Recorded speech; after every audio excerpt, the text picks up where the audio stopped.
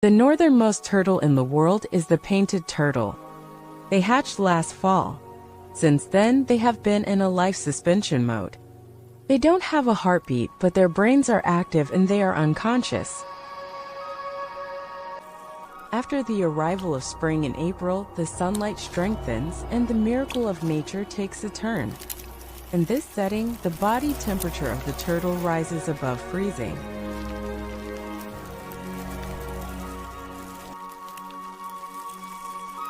And their hearts beat once again. And they return to life very calmly.